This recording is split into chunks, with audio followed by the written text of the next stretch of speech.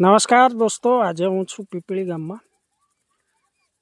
મેં જોયું છે કે લગભગ પાલનપુરના જેટલા બી ગામડા છે એની અંદર કોઈ પણ પાક હોય ફુવારાથી પિયત આપવામાં આવે છે. આપ જોઈ લઈએ, આ મેઘરાજભાઈની જે વાડી છે એમાં ફુવારાથી પિયત આપી રહ્યા છે.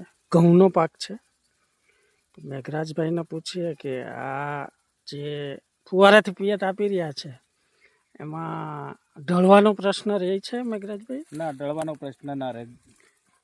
જેટલું જોઈતું એટલું જ પાણી આપીએ ને. હા, 2.5-3 કલાક પાણી આપવાનું, ઘઉંને ઊંબી આવી જાય એટલે બરાબર.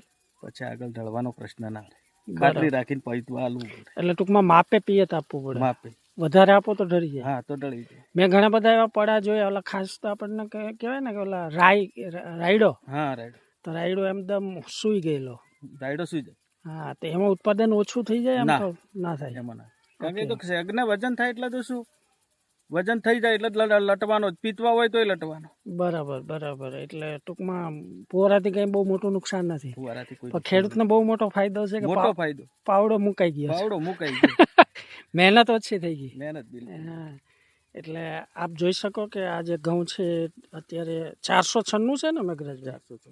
496 ઘઉંની અંદર પિયત ચાલુ છે ફુવારાથી, અને ઘઉં સારા છે, સરસ લોયરો છે. મેઘરાજભાઈ, આમાં ખાતર આપ્યું? ખાતર આપ્યું. કયું આપો છો?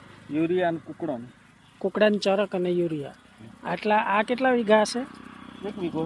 1 વીઘામાં કેટલું યુરિયા આપ્યું? 2 કટા. 2 કટા એટલે 45 90 કિલો. 90 કિલો. અને ચરક એનો 4 કટા પહેર્યા હતા.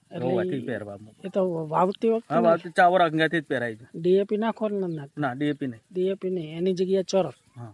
અને પછી 2 વખત કેટલી વાર યુરિયા આપ્યું? 3 વખત. 3 વખત યુરિયા આપ્યું. સરસ ઘઉં છે, સારા છે. અને પિયતની જે આપણે કાઠિયાવાડની અંદર લોકો ડ્રીપ અથવા તો ફુવારાનો ઉપયોગ આ પાકમાં નથી કરતા, પણ ખાસ આ બનાસકાંઠાની અંદર જે ખેડૂતો છે એ મોટાભાગે ફુવારાનું વધારે કાર્યક્રમ હોય છે. કોઈ એવું ખેતર મેં નથી જોયું કે જ્યાં ફુવારા ન હોય મેઘરાજભાઈ. ફુવારા બધા લોકો ફુવારા વાપરે છે, અને છતાં પણ ઉત્પાદન સારું આવે છે. એટલે આ એક પદ્ધતિ, સારી પદ્ધતિ છે, જાણવા જેવી હતી. મને રસ્તામાં મેઘરાજભાઈ મળી ગયા તો મેઘરાજભાઈ સાથે વાત કરી. ખૂબ ખૂબ આભાર મેઘરાજભાઈ. થેન્ક યુ, ધન્યવાદ.